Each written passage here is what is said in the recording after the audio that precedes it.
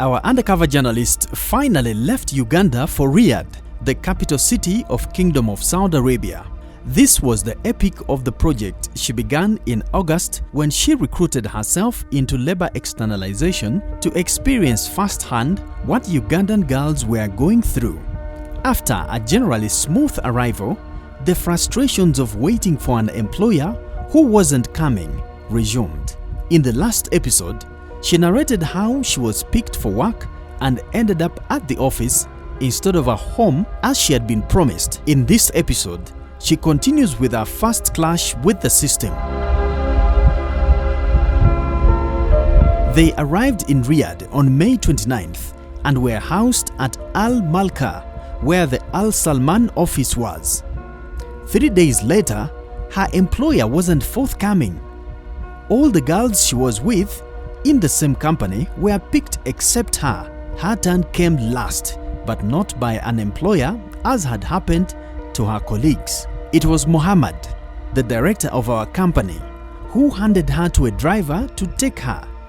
She was sure he was taking her to work, but when they stopped at the venue, he said, "Yalla Maktab," which means come to office.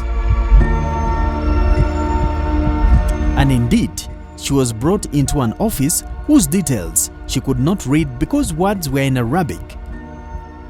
There, she met a Kenyan who had also just arrived. She was left there till the workers concluded their day's work to go home and close the office. She was then led to a store in the next building. Meanwhile, she was starving. She hadn't eaten since morning. She gestured to the man who was taking her to the next building that she needed something to eat. As sleep was taking them into slumberland, at around midnight, another Indian man came and asked all the girls to pick their baggage and leave. When he returned to lead them to the new mystery destination, he told our journalist to stay because her case was different. The rest left. She remained with 3 Indians. She was suffocating with mystery. There was Wi-Fi, so she used the chance to communicate with her supervisors at the New Vision.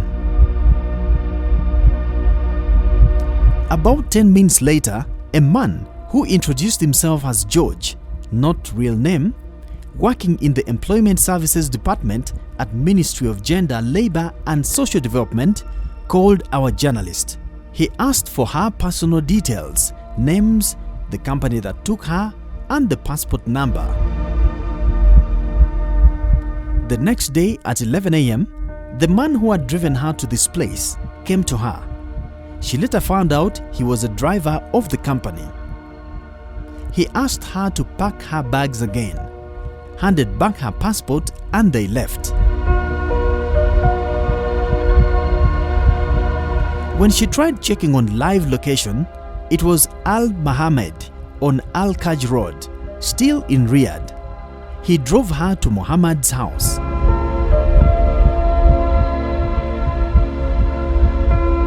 They found he had just woken up. He angrily asked her why she had refused to go to the employer's house. As the conversation went on, Muhammad flew into rage.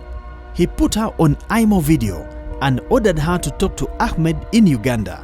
Ahmed was in the company of Fatima. She started by refuting the allegations that she refused to travel to Daman. But apparently, that was no longer the issue. Fatima asked her to explain how she knew George from the Ministry of Labor. It then dawned on her that the ministry had contacted them after the man she talked to confronted them. She told her she did not know any George.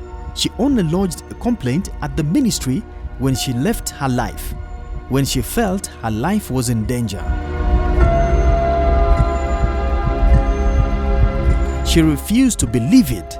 She furiously demanded to know how journalists knew him and how she got his contact. She was talking non-stop, and so she left her to ramble on. She even referred to the passport our journalist got so easily when the whole country could not access them. She said they had tried all ways, using mobile money, mobile contacts, but failed to get passports for her fellow girls.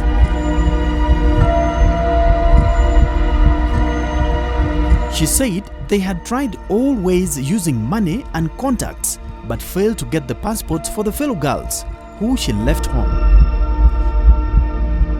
How come she succeeded in just 2 days? She also recalled that she had failed to explain to them how she got the passport. Or to tell the others, "You are a spy, a green snake in the grass. Who are you reporting to? Who is your commander? What have you told them about us? How much do you know about us?" Fatima wrathfully asked our journalist. She also threatened that if she did not explain herself, she could not blame anyone for whatever would happen to her. That too was scary. Arabs are not known to be compassionate. She had read about them. Their 1,400 years of invading, killing, enslaving, persecuting and terrorizing others. Who doesn't know about their slave trade in Africa? And the slavery still happening in the Arab world, reported often on social media by our own sisters. Who doesn't know about the way our fellow journalists, Jamal Khashoggi, was killed in 2018?